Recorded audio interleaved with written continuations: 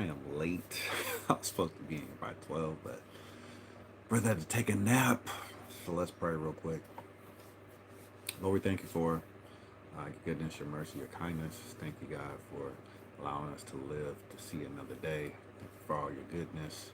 Thank you for all your many blessings. Thank you for watching over our friends and our families. I ask that you look over those that have lost loved ones recently, those that are grieving. Um, ask that you would comfort them, protect them, continue to watch over us, continue to shield us from all hurt and danger. Thank you for this opportunity to have this platform and just to share uh, not only your word but some laughs, some smiles, some fun. We're talking about something that's entertaining. Lord, we're grateful and we're thankful for all things. In Jesus' name we pray. Amen and amen. Let me close real quick. But I'm glad to be here, man. Um, like I said, I am a little late. I like to go on around 12, but I'll be right back.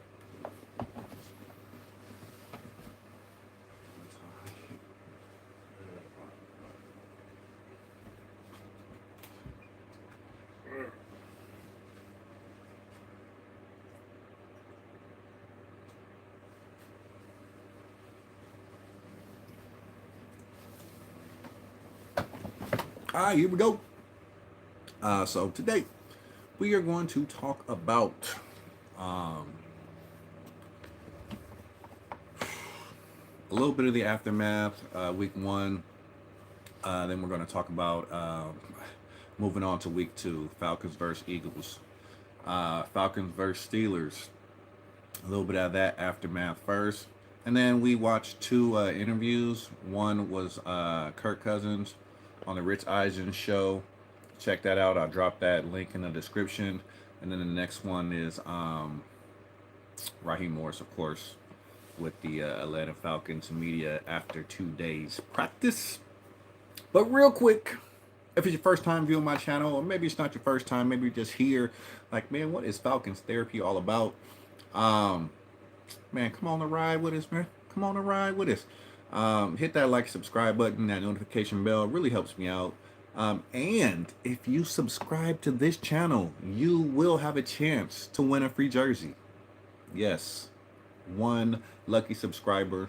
I'm not gonna. I don't use that word lucky. I'll say blessed. One very fortunate subscriber. Once I reach 500 subscribers, will will win a jersey. So yeah, go ahead and subscribe to the channel. Kings, what's going on? What's going on, Kings? Do I watch NBA? Of course I watch NBA, man. Of course I watch NBA. I'm a basketball head as well. I love football. I love basketball. What's going on with you, Kings? I'm a Golden State Warriors fan. I'm gonna just guess you like the Sacramento Kings, maybe. did, did I get it? Oh man, I was actually just watching a little bit of the NBA Live or Inside the NBA or whatever they call it now. I don't remember what they call the show on ESPN, but I was just watching that actually. Took a nap. Oh, Lakers. Okay, got a question. MP, what's going on, man? Ask away. Ask away. I'm a man of the people. I'm a man of the people. What's going on? Hello, we got Koozie. Did I say it right? Koozie? What's going on, everybody? Welcome in, welcome in. Yes, this is Falcons therapy, but everybody is welcome. All right, one thing I will say is I love the people. I love to interact, but we are going to keep it respectful in here. All right. So, MP, do you have any other comments? Any other comments? I'm Turkish. Okay. Well, nice to meet you. Nice to meet you, Kuzi.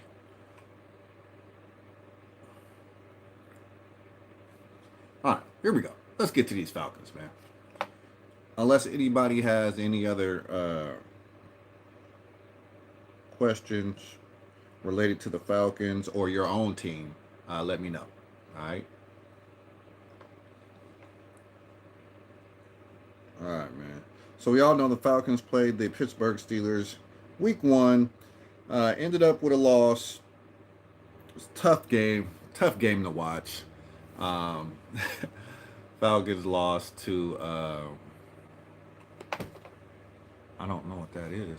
It was a tough game for the Falcons to swallow, as a game which the defense didn't give up a touchdown, but the Falcons lose 18-10. Shutout offensively um, in the second half. So a lot of Falcons fans with a lot of questions that they wanted answered at the end of that game. Um, is Kirk Cousins healthy?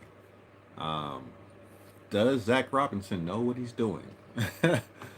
Does Raheem Morris know what he's doing? Um, is Raheem Morris in over his head? Is Zach Robinson in over his head? What's going on with Caleb McGarry? Why can't he block? Tons of questions, right? Tons of questions. Why isn't Kirk Cousins under center? Why do we line up in the shotgun and the pistol all game? Why do we run exclusively out of the pistol and throw exclusively out of the shotgun? Why would you run a scheme that made your plays so easily to tell, right?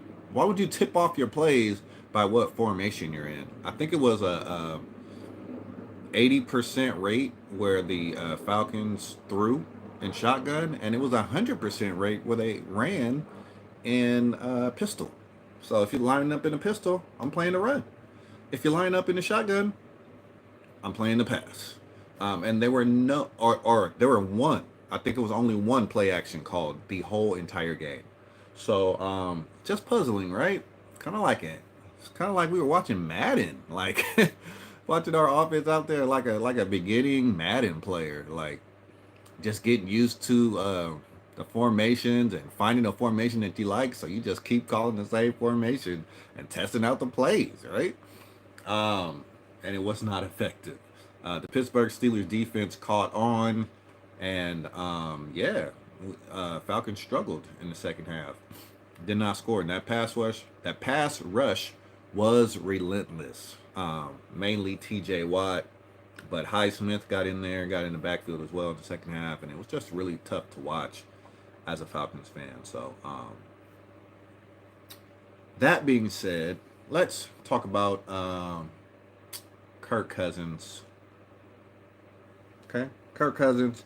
Kirk Cousins was on the Rich Eisen show on Wednesday. Today is Thursday. Kirk Cousins said he was very disappointed in his performance on Sunday versus the Steelers. Said offense wasn't crisp enough, which is, was obvious. And the plays just weren't clean enough. So there's a need to clean all that up in practice. Says we have to figure it out quickly. Don't have no time to mope. Don't have any time, to spill, milk over. Don't have no time to, go into your closet and do all this type of stuff. No, we got to turn the page. Got the Eagles on Monday. Kirk Cousins said, just got to move on to the next opponent. Got no time to sulk. Got no time to do none of that, okay?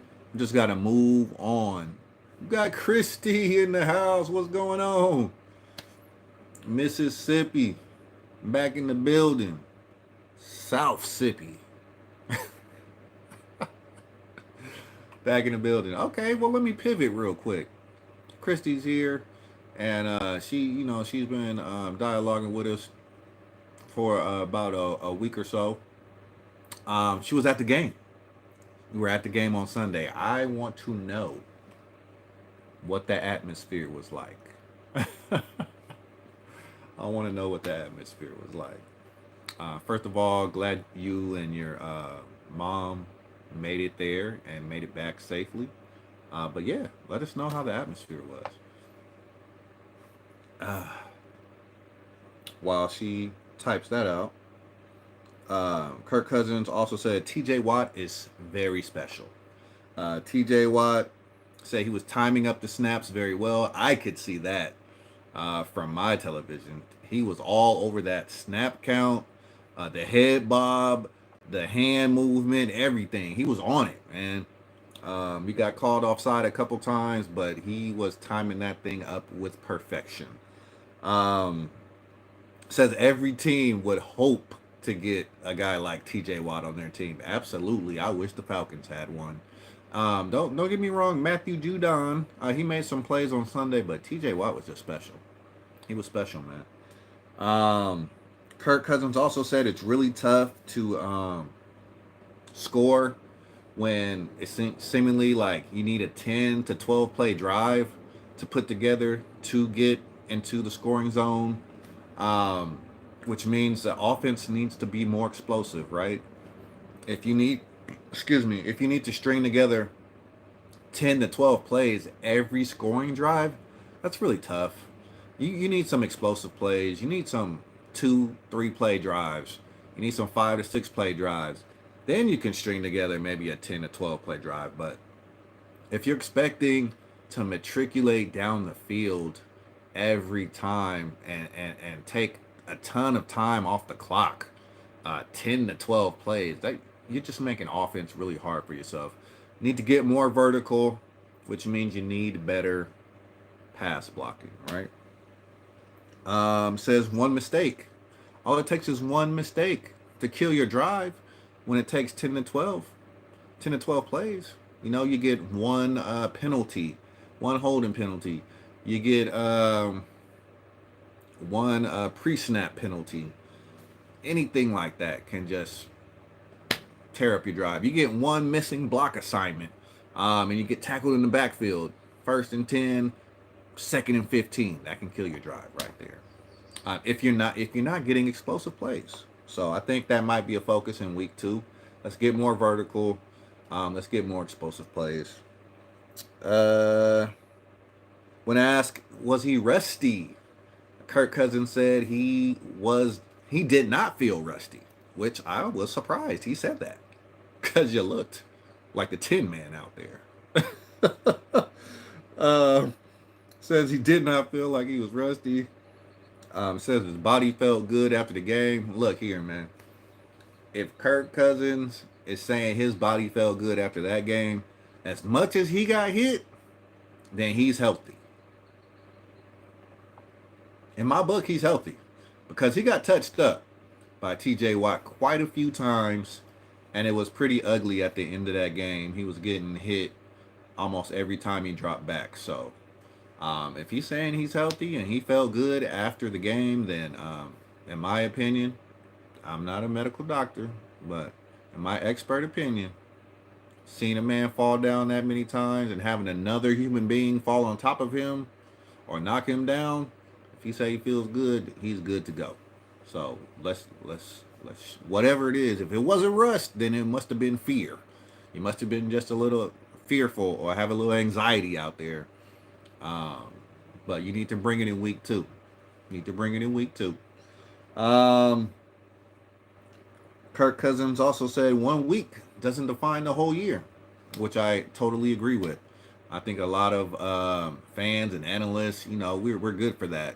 We are good for overreacting after one win or one loss. Okay, if we would have won, Kirk Cousins would have been the best thing since sliced bread, or the best thing since Matt Ryan in Atlanta, right? If we would have won, we're going to the Super Bowl. We beat the Steelers. If we would have won, Raheem Morris, he's the best coach. We glad we got him. Zach Robinson, the best offensive coordinator. We would have been overreacting in the other way. But since we lost, some people overreact in the other way. It's 1 week, y'all. It's 1 week. Let's chill. Let's chill. Let's not overdo it. Let's not overreact, okay? Let's see what we got on week 2. He doesn't believe that week 1 loss defines the whole year. That was his last comment that I wrote down from his presser. So, Kirk Cousins kind of extinguishing some of the flames out there. Doesn't want the fans to panic, saying they're not panicking in the locker room, and just got to take it week by week.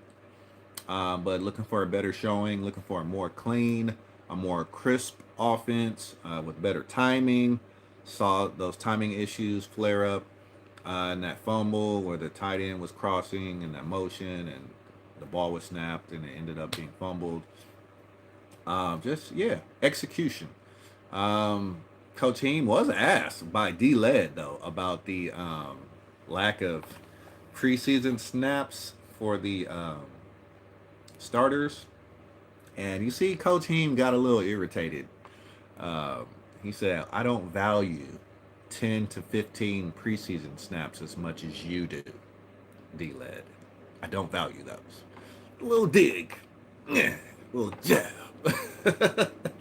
But I don't know. I think you got to play your guys in preseason at least just for a little bit to just get the timing down. And you got a new system, man. You got a completely new system. You need to get those reps. Um, I think from here on out you should play your guys though. I think you should play your guys at least one drive in the preseason. Get them out there, get them used to the routine. Let them move the legs around, let them get a little contact, run a couple plays, and let them sit down. You don't have to risk a lot of injury by bringing them out there for 3 or 4 drives or playing the whole first half. Just let them do one drive each game. First game, second game, third game, and then you be ready. I think you'll be ready. Um, but let me move on. Now we're going to Coach Heems' presser. And if you got anybody in here with any questions or comments, feel free. I'm just going to keep going if y'all just want to keep listening. But by all means, I love to dialogue. So let me know. Let me know if you in here, you want to say something. I had to delete a couple messages earlier because they were not appropriate. But other than that, your boy is pretty flexible. Um, Actually, one. I had to remove one more. All right, here we go. Coach Heem's presser today. He said there was nobody listed on the injury report other than Nate Landman, linebacker. And let me say this about Nate Landman. That dude made a stop, a fourth down stop for the ages on Sunday. He leaped over the left guard and tackled Justin Fields behind the line of scrimmage when he was going in for the QB sneak. That was amazing. Nate Landman, I mean, dude, shout out to Nate Landman, man. It was a huge play in the game. Falcons get the ball back and a chance to tie up the game with the clock winding down. Um, we didn't end up winning, obviously, but still a huge play by Nate Landman. So shout out Nate Landman, man, for that fourth down stop. Leaping over I didn't even know he had. First of all, I didn't know he had bunnies like that. And then second of all, just to time it up, um, get that timing without jumping off sides. That's extremely hard to do. Extremely hard to do. So I was impressed, Nate. But yeah, he was on the injury report. Didn't practice today. Coach Heem says today they're getting familiar with the Eagles scheme, what they like to do offensively and defensively. Um, Obviously, this week they get an extra day of rest because the game is until Monday instead of Sunday, so they got an extra day of rest this week. Um, I believe the work week started Wednesday for them, so yesterday instead of Tuesday. So it's nice to get that body an additional day of rest after that first week. Says he feels a greater sense of urgency. Okay, greater sense of urgency around the building, greater sense of urgency in the locker room to get a win this week. Nobody wants to start out 0-2. I mean, definitely a new coach, new head coach. Don't want to start out 0-2. Um, Everybody wants to start out 1-0, right? So you got that added pressure now. Yes, you're going to play a good team. Yes, you're going to play on the road. Yes, They got a win last week. Yes, they're a physical team. Yes, they have offensive weapons. Yes, they were just in the Super Bowl a couple years ago. Yes, yes, yes. All those things. But Coach Heem knows the city of Atlanta needs a win. Arthur Blank wants a win. Let us pray wants a win. The fans are hungry. The fans are hungry for a win, and we're not just going to accept that the Eagles are a good team, and we're just going to go down there and try our best. No, we want to win. So, Coach Heem, you could tell he kind of feels that urgency. I will say that he looked a little stressed the last few days that he did his press conferences. Coach Heem, you didn't see that smile, but I saw the smile back today. So that makes me a little more comfortable that, okay, he didn't like flip the script because he lost his first game after having such a positive offseason. Um, the smile was back today. So I appreciate that. He didn't do a 180 on us. He's not to say that he was really negative before, but you could just tell his demeanor that kind of, you know, is left a salty taste in his mouth after that loss. And I get it. I get it. But you saw the smiles back today. So I appreciate that, Coach Heem. He was back joking. He was back laughing. Also says everyone, he appreciates everyone taking accountability. That's the coaching staff, from the quarterback down to, the 53rd man on the roster. Everybody took accountability for their part in last game. Nobody, pointing fingers or nobody pointing blame, and that's huge. You know, you have a new regime and you have a new system. You want to believe.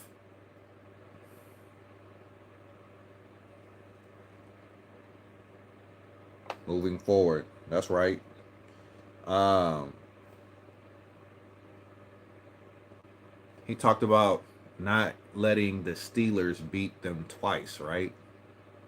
Talked about moving forward. Absolutely, I got that in my notes too. Um, his final comments indicated his plans for moving forward. Yeah, talked about yes, we're gonna go over and review what went wrong, but we also need to move forward. We also need to make sure that we learn those lessons and not dwell on week one. We want to now turn the page and focus on the Eagles, and get better. He's saying that week one to week two, there should be a huge leap in efficiency of the offense. I mean, the defense was pretty solid. He still said that there are some things that they want to clean up defensively as well. But I think you're going to see the most growth on the offensive side from week one to week two. When asked about Saquon Barkley, he says Saquon Barkley is one of the most talented, not just running backs, but players to ever play in the NFL. And how can you argue with that? I mean, the guy's had some injuries over the years, but as far as just like a straight talent, I mean, this dude, he has it all. He has it all. He has speed, he has power, he has explosiveness. He has it all. He just hasn't been very durable, but he's been asked to do a lot. Um, in his defense, he's been asked to carry a whole offense um, on his back. So now he's in a place where he doesn't have to do that. And I expect him to thrive in Philadelphia. Um, got some good receivers there. He talked about the receivers. He was asked about that receiver room, that receiver group over there for the Eagles. A.J. Brown talked very highly of him, talked very highly of Devontae Smith. Got some good receivers over there. Even talked good about Dotson, who just got traded there um, after the preseason. Talked very highly of Dotson, former Penn State wide receiver, young guy who, I mean, still learning the playbook probably, so you won't see him in a lot. But you might see him in a little bit this game. But clearly, he's still learning, still new, still very new. Probably a second or third week there, so he doesn't know the whole playbook yet. But yeah, a guy that has a lot of speed and that is talented too. And then you got to put with that too. You got to put Dallas Goddard in there. Um, he can make plays. He's a huge target, huge catch radius, and he's one of Jalen Hurts' favorite targets. He also talked about why he doesn't understand the hate surrounding Jalen Hurts, right? Saying he doesn't get the credit that he deserves. And I think there's some truth to that. However, I say some of the criticism can be warranted when their season ended the way it did last year. I'm not saying it was his fault, but I am saying that when your team's not winning, the first person to usually get the blame is the quarterback. We saw it right here in Atlanta. Matt Ryan. Matt Ryan, best player this franchise has had. Um, I'm not saying the most exciting, but he's the best player. Put up the best numbers. He had the longevity. Did a lot for the community. Matt Ryan, just a stabilizing force for this franchise. MVP under his belt. Led the team to the Super Bowl. Couple other NFC Championship games. I mean, he has a complete resume. He's in the Ring of Honor now, or going to be in the Ring of Honor this year. So even when the Falcons weren't winning with Matt Ryan, he was getting all the blame. They weren't blaming Julio Jones as much as we love Julio. They weren't blaming Tony Gonzalez on those games. They weren't blaming those guys. They were blaming Matt Ryan. So, it's the same wherever you go. Quarterback gets all the glory, but he also gets all the blame. So, Jalen Hurts, he's going to receive some of that criticism until he truly takes that team all the way and hoist that trophy over his head. That's just how it is in football. And then if you don't do it and you have a great start and you kind of fizzle out at the end of the year, you're still going to get the criticism. Especially in a football crazed media outlet like Philadelphia. Philadelphia is a tough city to play in. They love them some sports. They love some football. They love some basketball. And they are very critical of their players. I'll say it nicely. The fans and the media alike. So, yeah, if you don't win the championship, they are coming at your neck. They're on your neck. They are coming after you. And it's just the reality of being an athlete in just like a big market, extremely big market. But I think the fans love their team just that much. I don't think it's intended as like a hateful thing at all, but you get a lot of criticism when you don't win the big games in Philadelphia. So, what else we got? Coach Heems was asked about the defense, Georgia's influence on the Eagles' defense. They got at least 3 Georgia players as starters, right? They got Carter. They got the linebacker. His name starts with an N. I can't remember his name. And then they got the 2 D tackles basically, and they got the linebacker that they drafted in the last like 3 years. So Georgia has a big influence on the Eagles' defense, and that defense have gotten younger because Fletcher Cox just retired, and then they had Hassan Reddick just recently, but he's now with the Jets, and he's holding out for a new deal. So we don't know how that's going to play out. He's losing millions of dollars. He already owes over $5 million in fines to the Patriots. Nolan Smith? Is it Nolan Smith? Let me look it up because I don't want to say a name. It might be Nolan Smith. Let me look it up.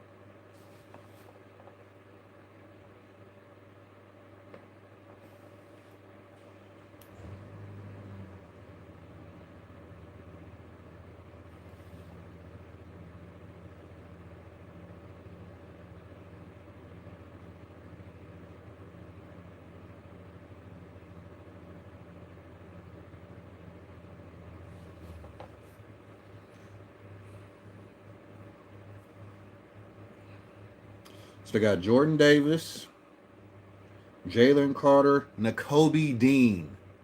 Nakobe Dean. That's what I'm thinking of. He's from Georgia. And they have Nolan Smith too, right? Yeah, they got Nolan Smith Jr. too. So, yeah.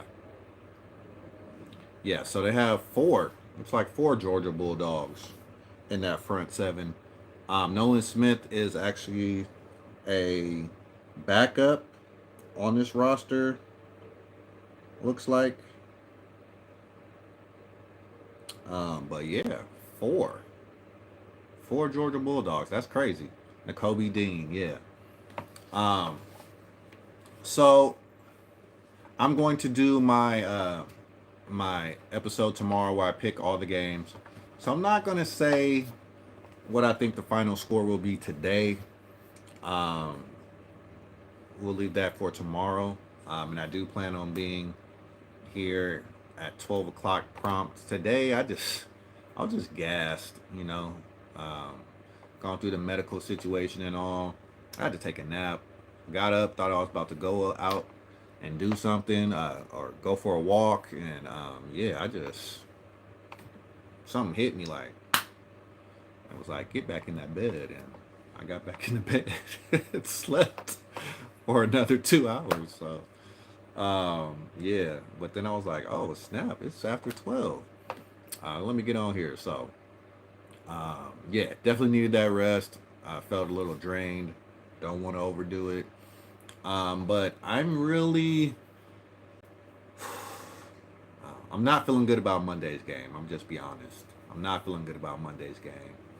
I'm not saying that, it's a loss or it's going to be a blowout or anything like that.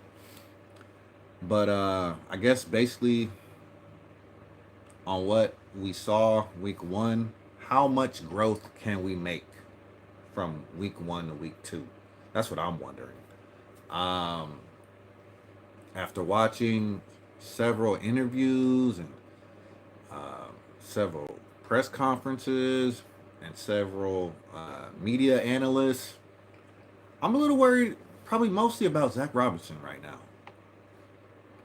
now. The game plan.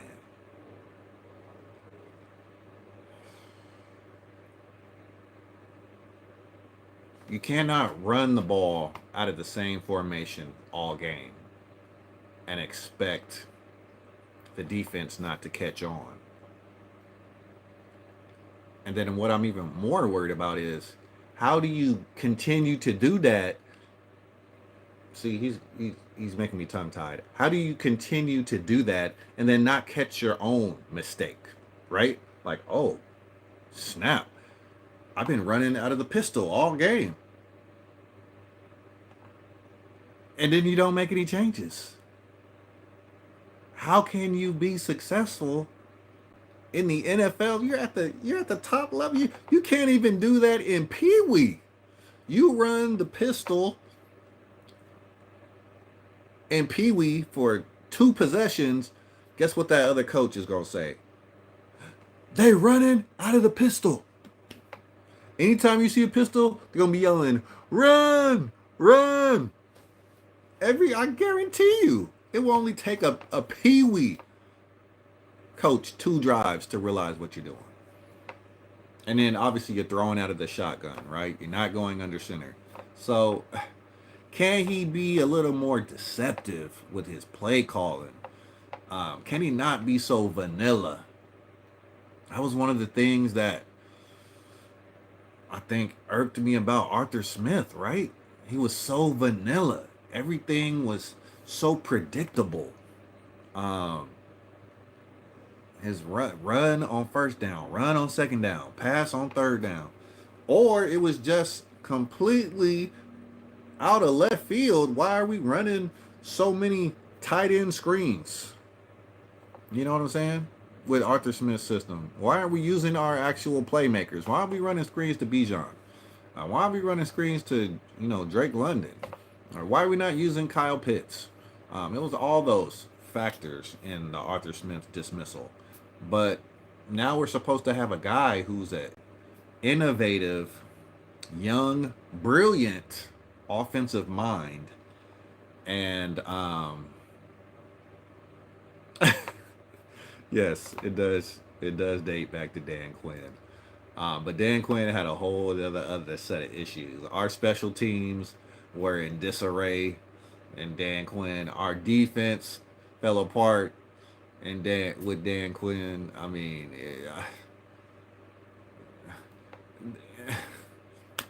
I almost don't even want to get.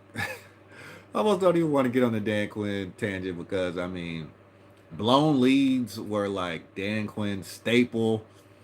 Um, we could get a lead, but we couldn't hold it. So it called into question. I don't know. I don't even know. Just a losing mentality. Like it was like no matter how big our lead was, there was always that little voice in the back of our heads. Like it's just a matter of time. Just a matter of time before things fall apart. That was the motto of Dan Quinn's era for me. Like you get a 30-point lead. Yeah. Well, when we had Shanahan, um, obviously we had the league's best offense in 2016, right? 2015, 2016, we had the league's best offense. Um, and we know what we. I still am upset at Shanahan for his role in that Super Bowl, but he's a brilliant play caller. No ifs, ands, or buts about it. The dude can draw you up some plays. He's a mastermind. I mean, he can make the plays look the same, and he can bring it back. 2 quarters from now or another quarter from. I saw him do it on Monday Night Football a couple days ago. They called a play where the fullback use check comes out of the backfield and he runs a little wheel route down the right side, and Brock Purdy didn't see him. Right? Brock Purdy didn't see him. Um, he throws to somebody else. Guess what happens? About 3 plays later, he comes right back to it, but then flips on the left side, and then Tech catches a ball for like 20, 30 yards, and they're right by the goal line. I mean, this dude, he just knows how to scheme people open, man. He knows how to scheme people open, and he keeps you on your toes. You never know what's coming. Obviously, he has a heavy emphasis on the running game, which controls the clock. It makes you more aggressive as a defense. Sports production, what's going on, man? How you doing?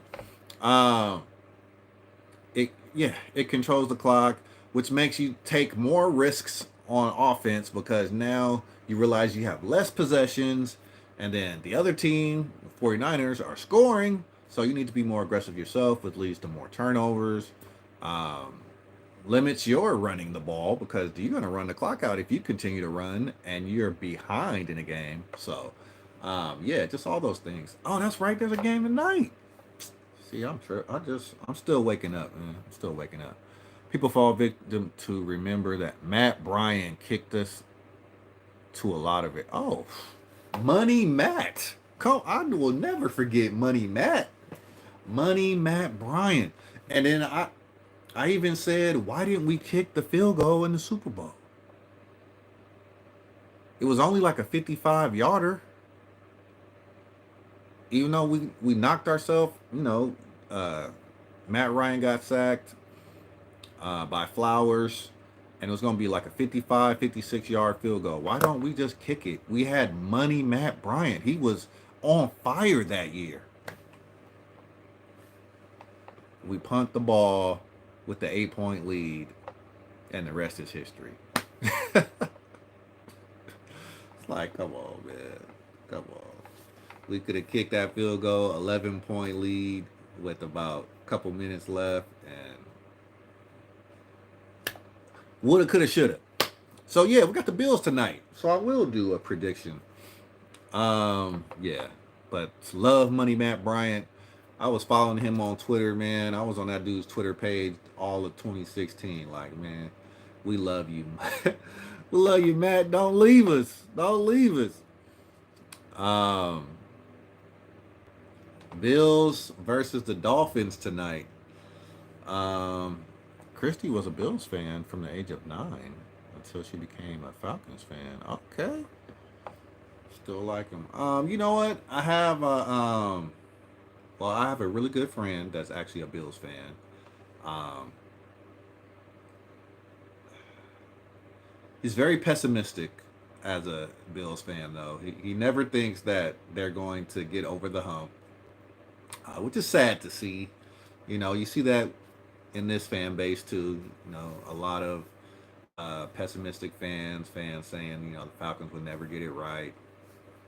Um, but when you've been through some things, when you've been through some traumatic fan experiences, you know what I'm saying, it hurts. It leaves some scars.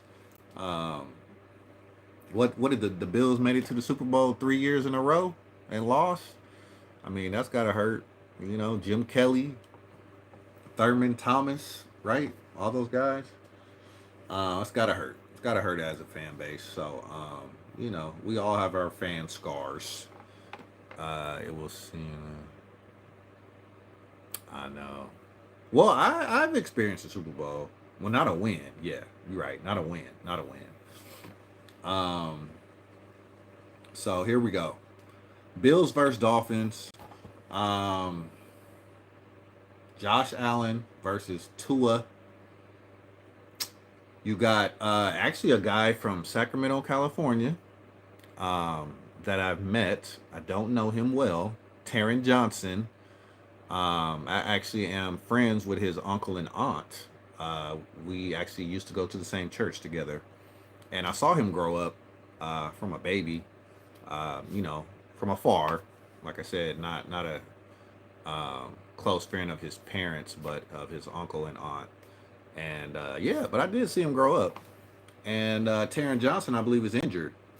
One of the best defenders on the Bills football team, right? Sports Productions.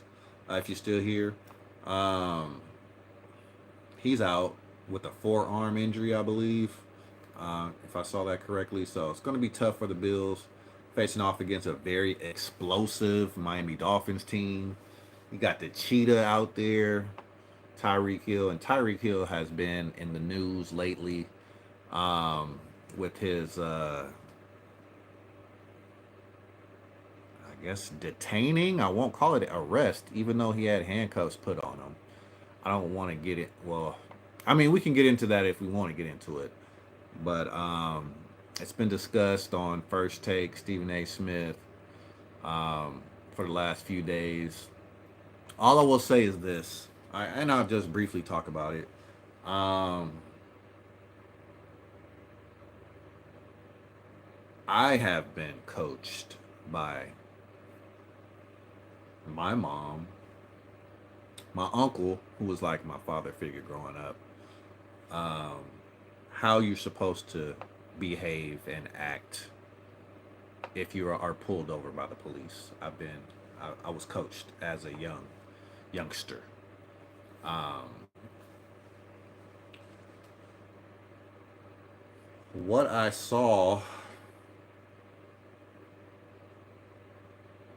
and heard from the body cam from a Tyreek Hill incident was not in the book of things that you should do when being pulled over by a police officer. Um,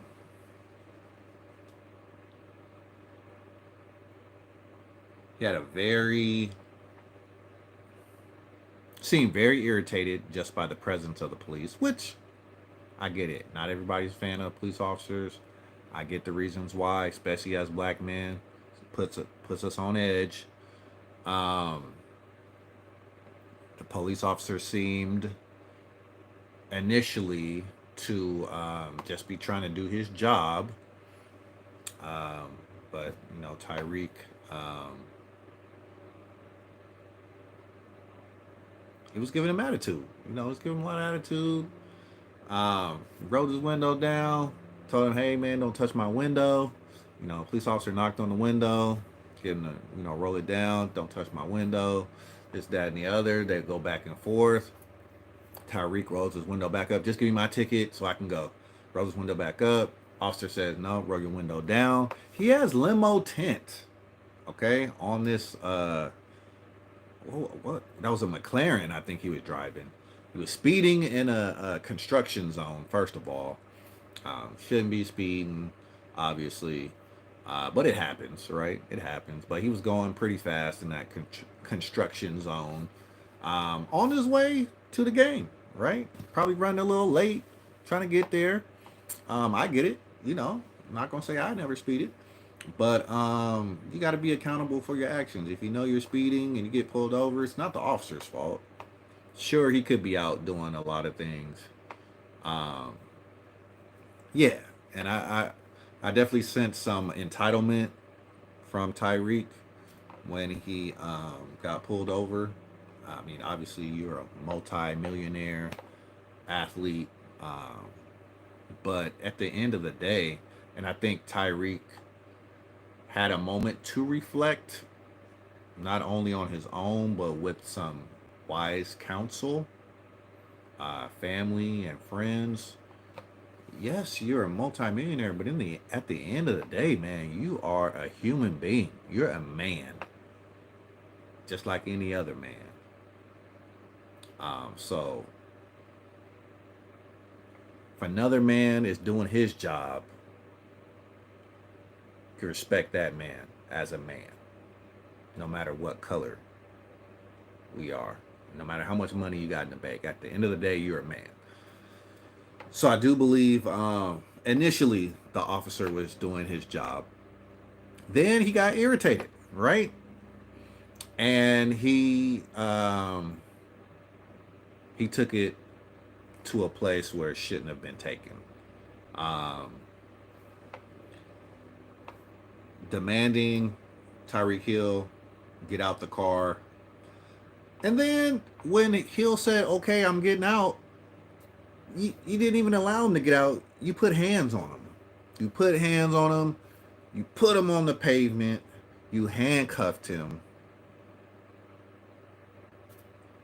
And then you berated him. Um, Said a lot of inappropriate things. Absolutely. I absolutely agree. Um, I absolutely agree. If you aren't comfortable in the situation, you can always ask for a supervisor. Um, if you have tint on your windows, though, in your front window, I mean, California, I don't know how it is in Florida. California, that's illegal. You can't have limo tint on your front window because the officer can't see you when they're conducting a traffic stop. That's for the safety of both parties, right? It's illegal. It is a ticket. Um, so him having his window up, that officer not knowing what he's doing or what's going on. I mean, I have family members that are officers, officers of the law, and they'll be the first ones to tell you, like, look, that officer's job is to make it home, at the end of his shift. Okay, just like it's our focus to make it to whatever destination that we're trying to make it to as we're driving. So if you're doing anything that that officer feels going to put in jeopardy his chance to get home after his shift, um, that traffic stop is going to go a lot different. It's going to go a lot different. But I will say, yeah, he was very unprofessional. The officer was very unprofessional after putting hands on Hill. After he seemingly got triggered or irritated, putting hands on him, putting him on the pavement, putting his knee in his back, talking smack to him as he's slapping handcuffs on him, and then the way he treated Calais Campbell when he was just trying to see if Tyreek was okay. Um, then telling him if he doesn't get out of here, he's gonna be handcuffed, which is illegal, right? That's an abuse of power. You have a right to check on your friend and see how your friend is doing, or in this case, your coworker or your teammate. Cannot arrest somebody for checking on the teammate. He wasn't trying to interfere. He wasn't obstructing anything like that. He just wanted to know if everything was okay. And then immediately being dismissive of him, cutting him off, demanding his ID, all this sort of stuff because he pulled over checking on his friend and then slapping handcuffs on him. That was just, it just went too far. The officer clearly was triggered. I don't know if he got triggered to a previous incident that made him lose his mind, but he lost it. He lost his mind. Um, and he's on administrative leave right now, I believe, pending investigation from the Miami-Dade Police Department. But it could have been handled differently on both ends for sure. And Tyreek Hill came out and took responsibility for his actions. Um,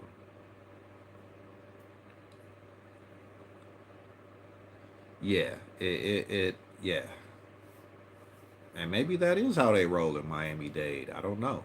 I don't know. You make a good point. I don't want to, slander or make any assumptions because I don't know. I haven't been out there in Miami, but things got out of control quickly. I mean, it was a one-on-one, then all of a sudden it was like a five-on-one, and he got slammed to the pavement. And I just thought that was it was a dangerous situation because we live in an era where everything is videotaped, so there are body cams. But remember, there was an era where there weren't body cams, and imagine how that interaction could have went if those officers know there's no camera on them, right? Um, for all we know, they could have beat him. You know what I'm saying? Or done some extensive bodily harm to him, and no one would have ever known the true story other than what the officer's account would have been, and then Tyreek Hill's account. But we live in an era where there's video, and police departments are trying to be transparent with the public, so they did release the footage, and I believe it's a learning experience for everyone that was involved. All I can say is, thankfully, I've never been in that situation. Um, I missed the process. Oh, I'm gonna do that. I'm gonna do that tomorrow. I'm gonna go over winners and losers for the Sunday slate of games and for Monday night tomorrow. I'm gonna do that tomorrow. So you didn't miss it. You didn't miss it.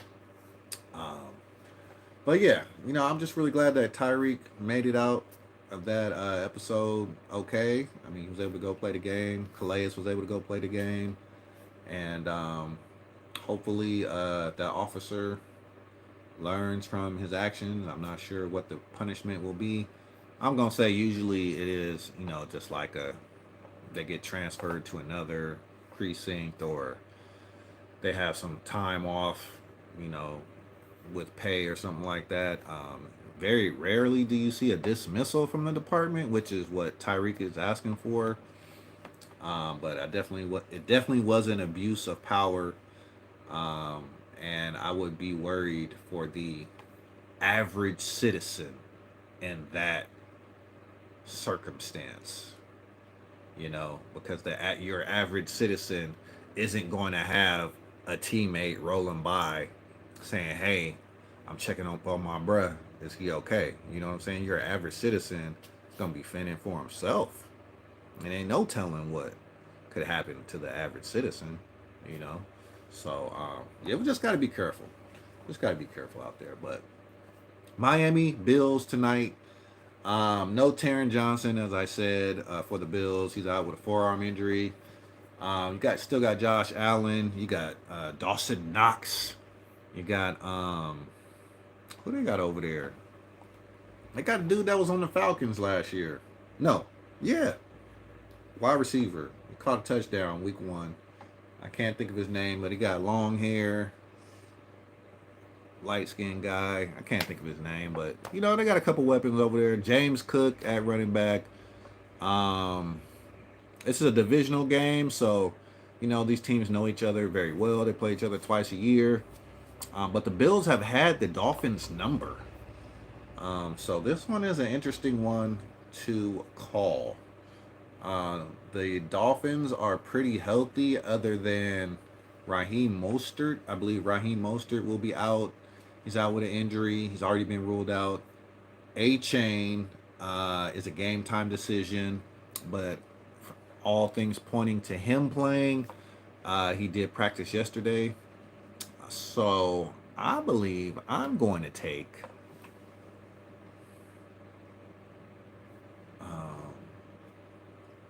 that's a good question. Let me find that out.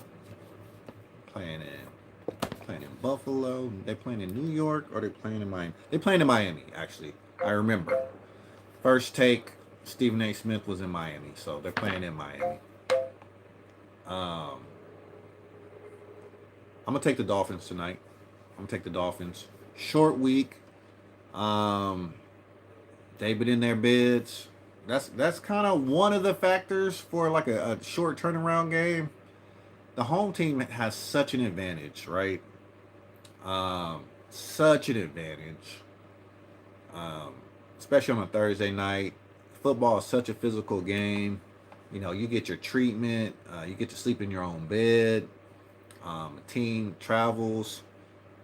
They got to sleep in the hotels and whatnot. They don't get the same type of treatment, the same allotted time to take care of their bodies like the other team does. They don't get that home cooking. I usually like the home team on Thursday night, unless the road team is just exponentially better. So I'm going with the home team. I'm going with the Dolphins.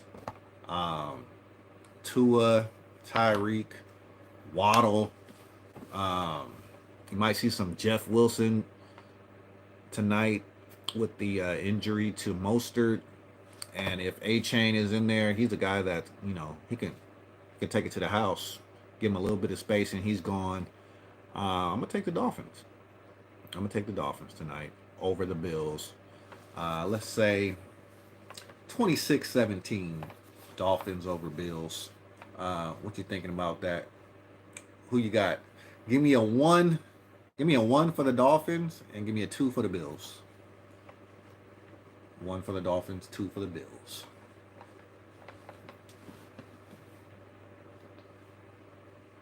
Football field. If it's rain, that's right. They're getting some stars. They're getting some storms down there, huh? I heard they've been getting some storms. You might be dealing with that too, actually. I heard Louisiana was getting a little bit of rain. Have to check on my sister. Getting rain out there in Mississippi right now. In the South Sippy. The sip. Is it the sippy or is it the sip? That's what I want to know.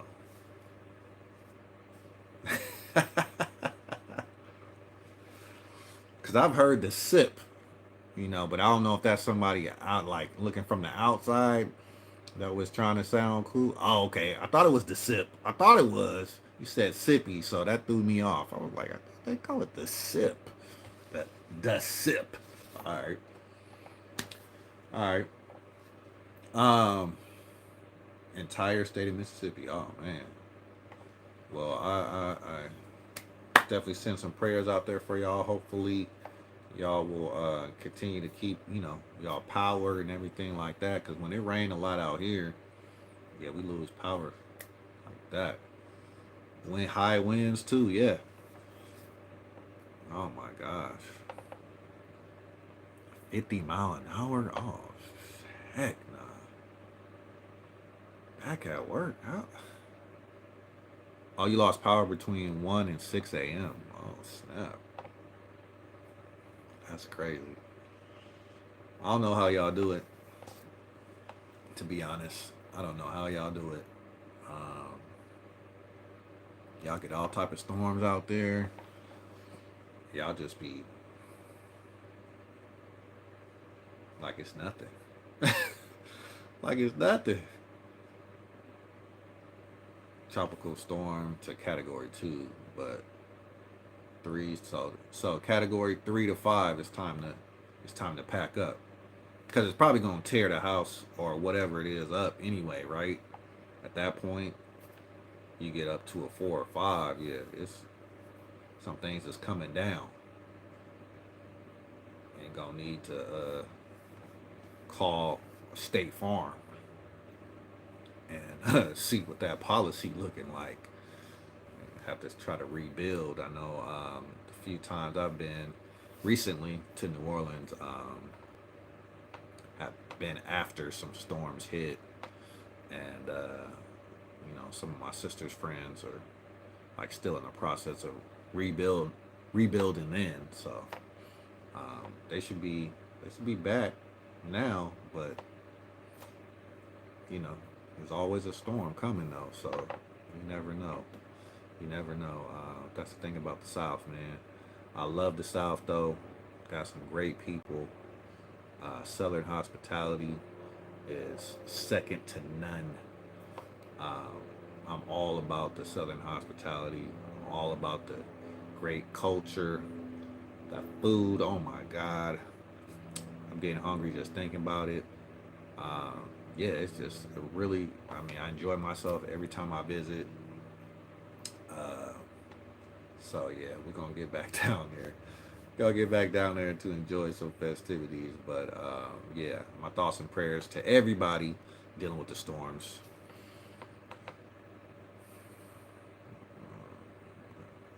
Yeah, yeah, for sure, for sure. Um, because yeah, it's so diverse. New Orleans, right? So diverse. Um, some neighborhoods are like out in the cuts, but it's like all flat out there, and I think those are a lot of the places that get hit the hardest. 'Cause it's just all flat. But like you said, if you get higher, higher ground, you good. Um, I just don't know New Orleans like that. I don't be knowing what part I'm in. Uh, Even though I was doing all the driving last time I was out there, I drove. Did nobody else want to drive? They had me driving, and I'm from California. I'm like, what? How did this work? Like, how am I driving? But you know, I'm a comfortable driver. I can pretty much adapt to any situation. So yeah, I was driving because they didn't feel like driving, but I was the man of the group. You know what I'm saying? My sister had her aunt, and my sister's friend, and my little niece. So I'm just like the chauffeur out there. You know, but it was fun. It's still good times. It's still good times. But yeah, we had a blast. Um, I had fun driving them around, chauffeuring them all over the city, going to eat, going to all my little nieces' celebrations, recitals, and she had a graduation, then going to church. So it was fun. Yeah, it was fun. It was fun. Had a good time. So hopefully I get out there. Maybe by the end of this year, I'm not sure, but probably next year for sure. Next year for sure. But yeah, we got Bills, Dolphins tonight. Taking the Dolphins over the Bills, 26-17. We will see if Tua can rally the troops and finally, yeah, beat those Bills, man. I don't know. They've had a Josh Allen for some reason. He has their number. Um, Josh Allen, if you had him in fantasy football last week, I think he put up 4 touchdowns. So I mean, I know he was the number 1 pick in a lot of leagues for a reason. So yeah, I know a lot of fantasy football participators will be watching intently tonight to see what Josh Allen does. Um, Christy, any last comments? Any last comments before we get up out of here? Oh, you didn't tell me how the game was. I know we lost, but I still wanted to know how was the game? How was the game with your mom? What was the atmosphere like? Um, where were your seats? How close were you? I want to know. I want I want to know. I want to know all that. Was it your first time in Mercedes Benz? Okay. Okay. I like to hear that. Falcons fans were represented well because the Steelers fans are known to just come and take over. Always sitting the hundreds. Oh, okay, big baller, shot caller, sitting on the lower level, huh? Okay, yeah, 117. They could not take up. Yeah, yeah. I'm glad. I'm glad to hear that. I hope that continues. I hope that theme continues for the season. I think it's really embarrassing to see visiting fan bases come into your own stadium and just take over. You know, can't stand the heights. Yeah, I'm learning that about myself too. I like the lower level seats, so I don't like that climbing and feeling like I'm looking over the edge. You feel me? This is the first time the Steelers left quiet. Oh, they must have really been outnumbered then. Yeah, no touch. That was the thing. Well, yeah, I ain't gonna get into it. Yeah, week 1 is done. Week 1 is done. Yeah, no touchdowns. Yeah, they couldn't do no touchdown celebrations. Did not run up the numbers as expected.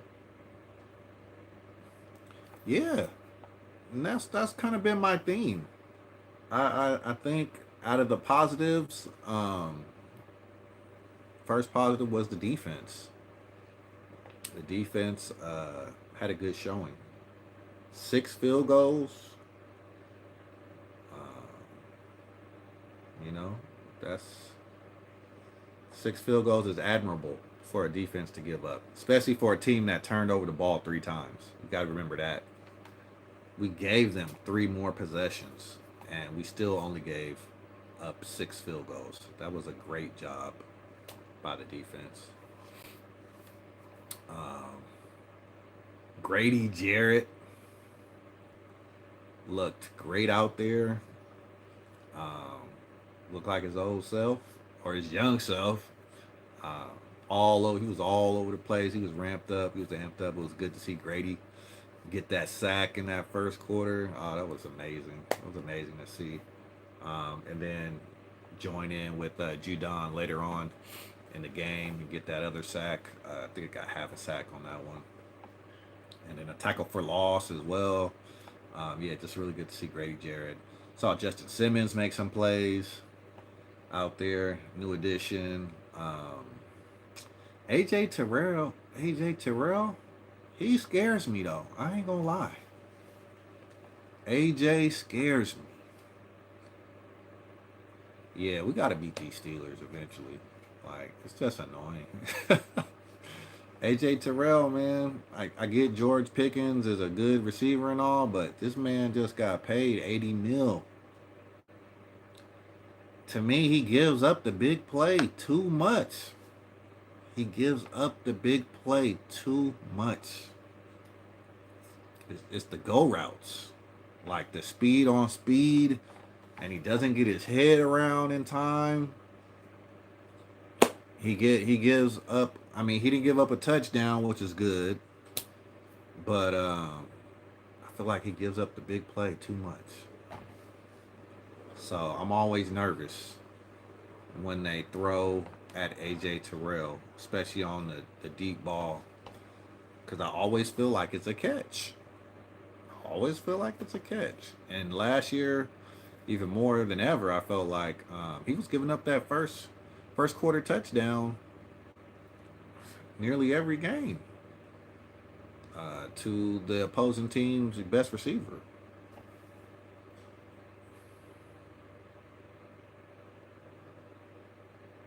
Yeah. I think, yeah. I think Kirk was put in a tough position, as I was saying earlier too, about the tipping the play calling. You can't beat an NFL team if you're tipping your play calling, right? Um, you so for one, you were playing a great, well, I won't say great, but a really good Steelers defense, right? Everybody's healthy. Um, Nobody banged up. It's the first game of the season, so they're hyped up. They could read what was coming before we did it.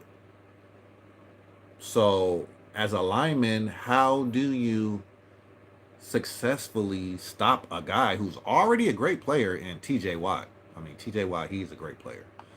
How do you stop him if he already knows what's coming based upon your formation? So I blame that a little more on coaching than I did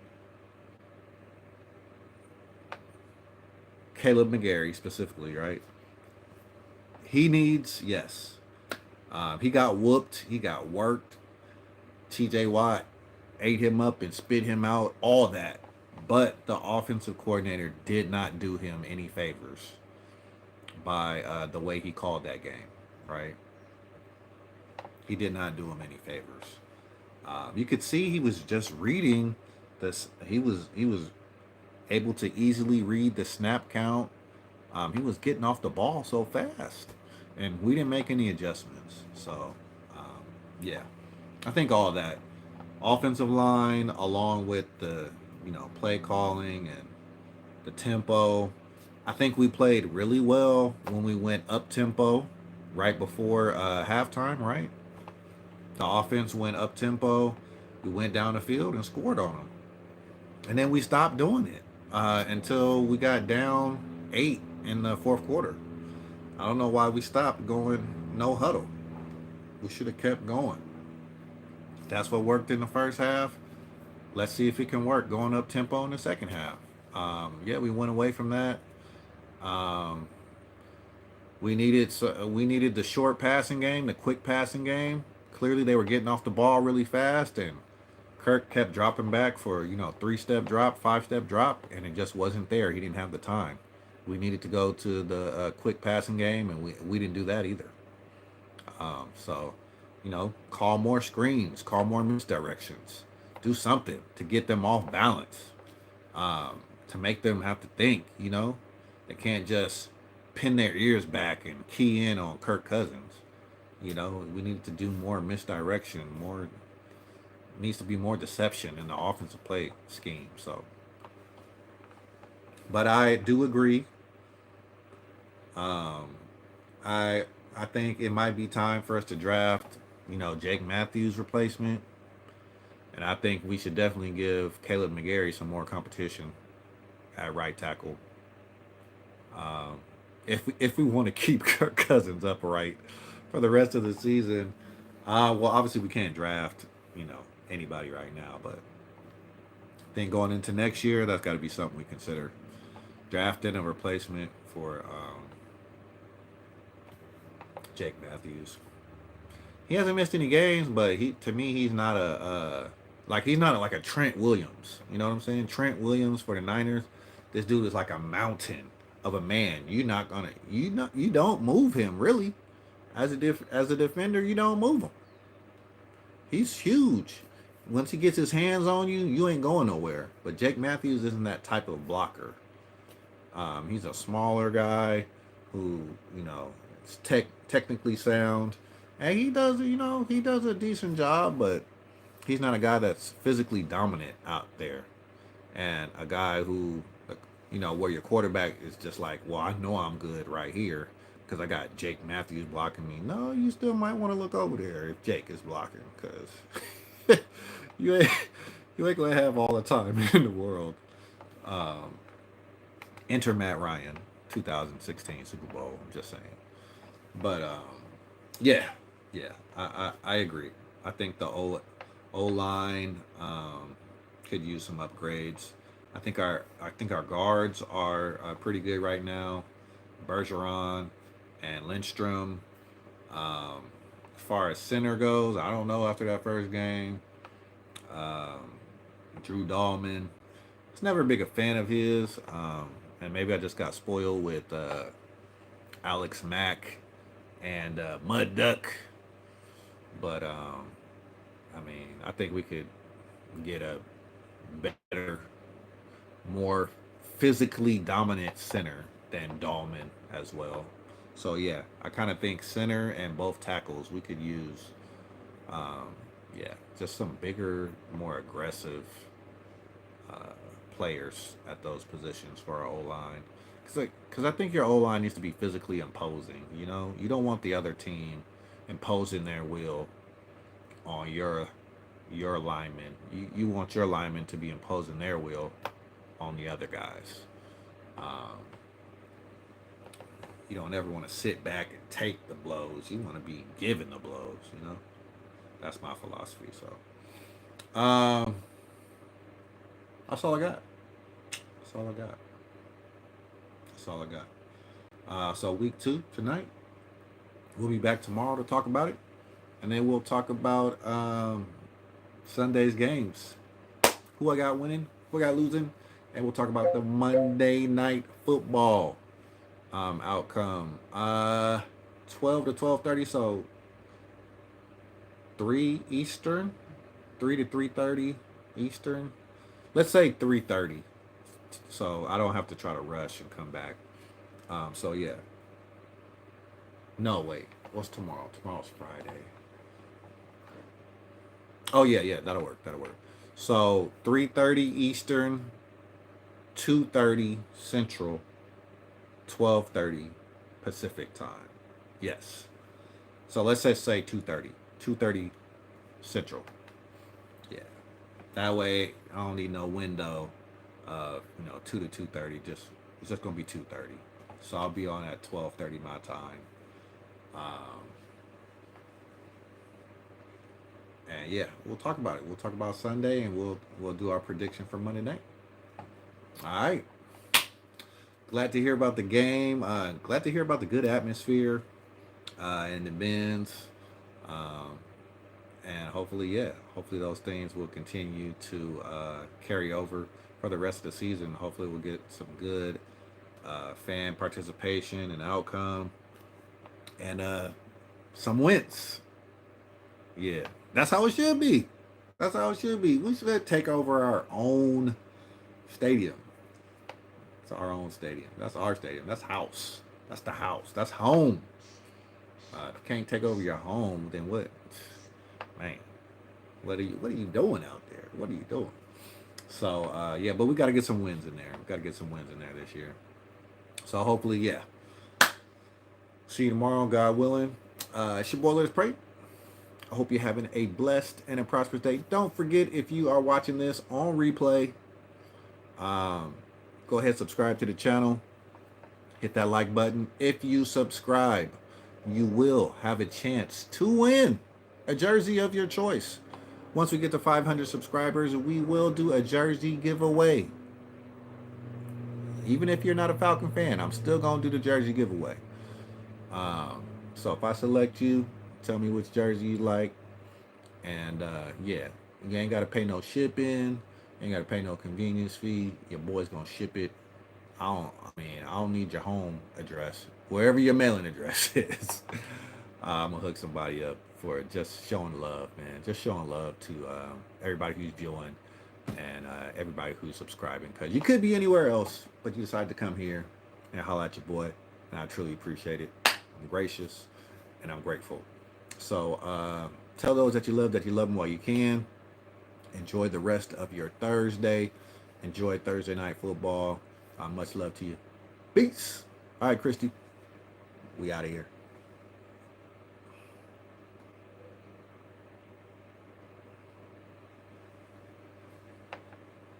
Ying.